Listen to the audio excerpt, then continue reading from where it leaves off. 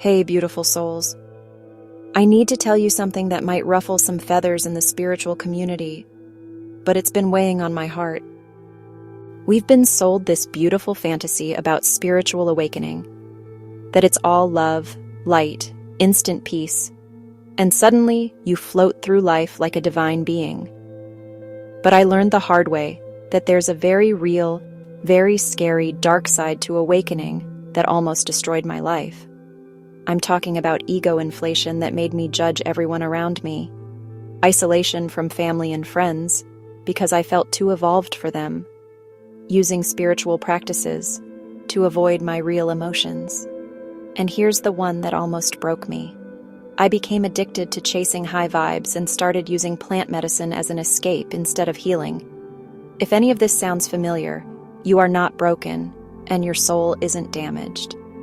But your awakening does need protection, and that's exactly what I'm going to give you today. In this video, I'm sharing 7 hidden dangers of spiritual awakening, plus the exact plant allies and practices that can keep you grounded and safe on this path. Before we dive in, I want to be really clear about something. Experiencing these dangers does not mean you're failing at being spiritual.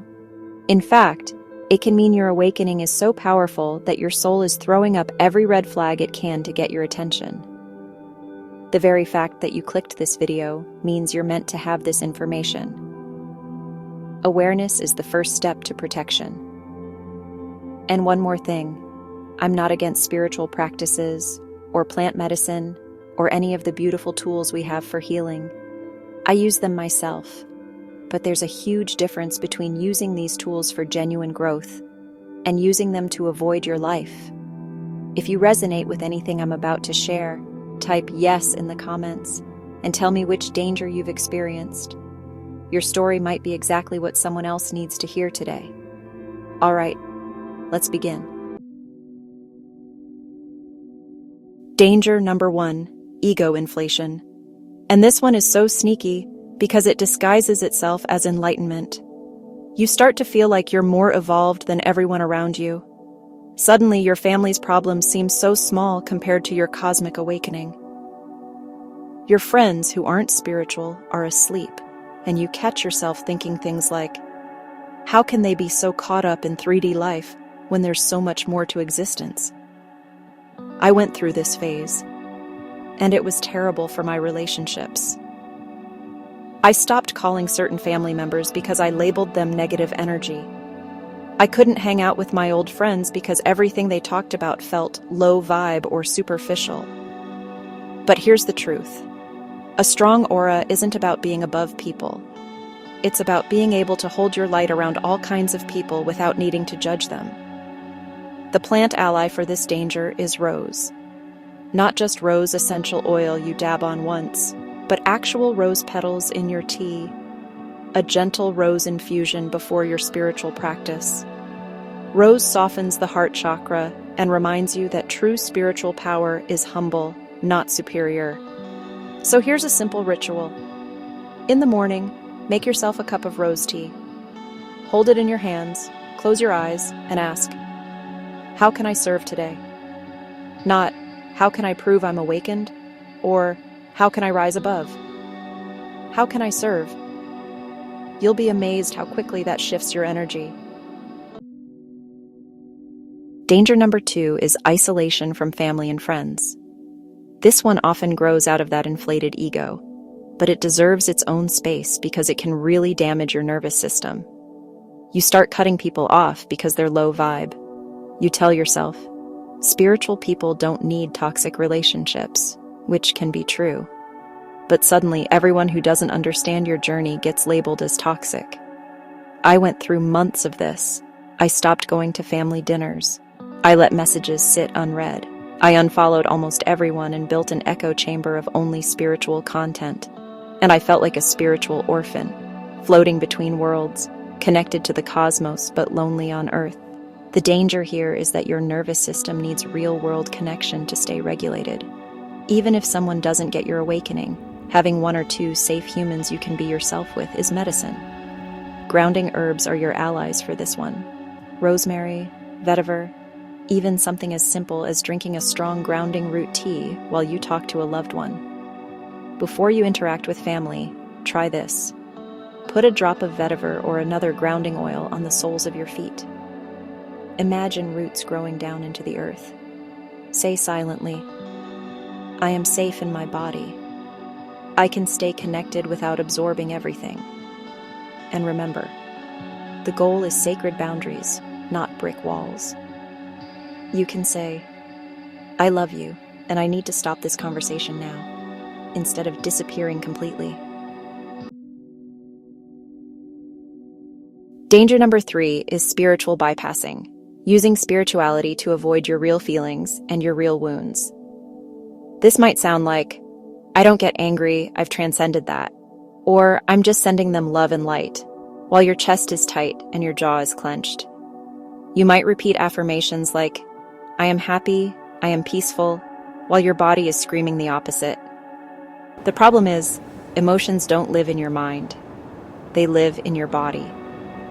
When you bypass them, they don't disappear. They sink deeper into your field and weaken your aura over time. Instead of bypassing, I want you to try this 3-minute check-in. Step 1. Put one hand on your heart, one hand on your belly. Step 2. Ask yourself, what am I actually feeling right now? No spiritual filters. Step 3. Name it out loud. I feel angry. I feel scared. I feel jealous. And then, this is important, tell your body, it's safe for me to feel this for a moment.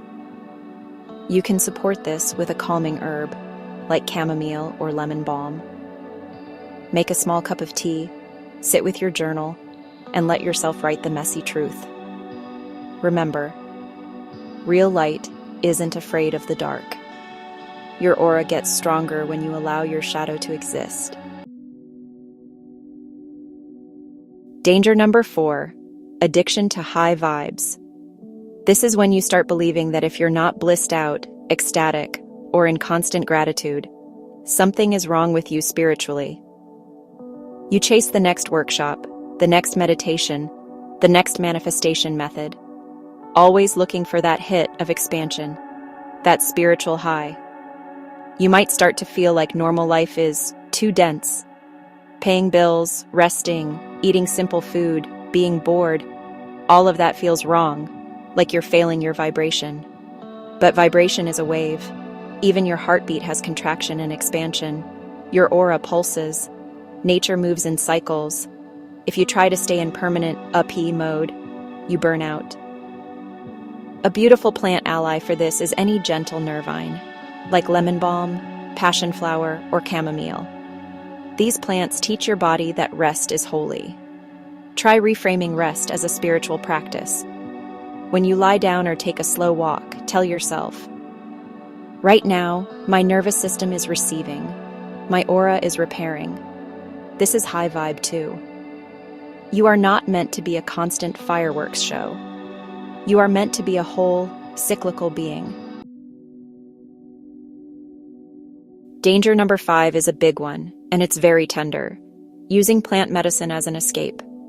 Plant medicine can be a profound ally. But when you start chasing ceremony after ceremony, always wanting more visions, more downloads, more intensity, that's when it shifts from medicine into addiction. Some signs this might be happening. You feel like your real life is dull and meaningless compared to ceremony. You're planning your next journey before you've integrated the last one. You ignore your body's signals, exhaustion, anxiety, dissociation, because the visions feel more important. The truth is, one deep journey can take months, even years, to fully integrate into your nervous system and your aura. If you recognize yourself here, I want to invite you to pause. Not forever, just long enough to truly integrate. During that time, work with gentler everyday plant allies. Lavender, mugwort, rosemary, sage. Make simple teas. Take baths with herbs. Do smoke cleansing with a clear intention. Tell the plants, help me bring the sky back down into my body. Help me live what I've already seen. Integration is where the real magic happens.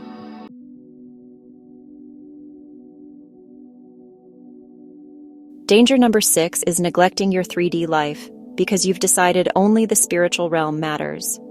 You might hear people say, money is an illusion, or the 3D is just a matrix, and unconsciously use that to justify not caring for your body, your finances, or your responsibilities.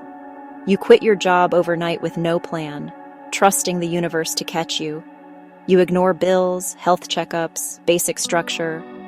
You call it surrender, but deep down you feel anxious and ungrounded. Your soul chose to incarnate here, in a body, on this earth, in this timeline. Honoring your body and your material reality is not less spiritual. It's part of your spiritual path. One of the best plant allies for this is any root-based herb: dandelion root, burdock root, ginger. Roots literally grow in the earth. They remind your energy field that stability is sacred.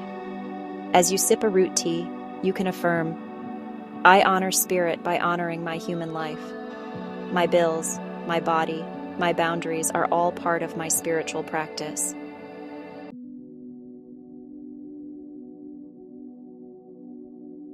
Danger number 7 is a sensitive but crucial one: confusing a mental health crisis with spiritual awakening.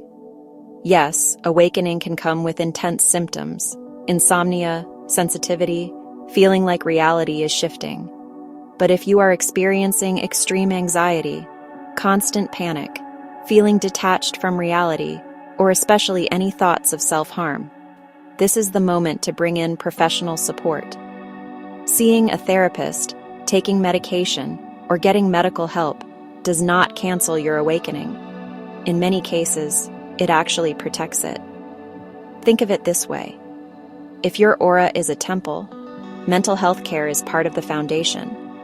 If the foundation is shaking, it's loving and wise to reinforce it.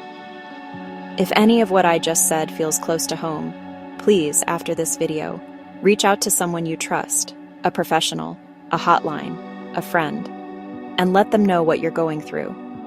You don't have to choose between being spiritual and being supported.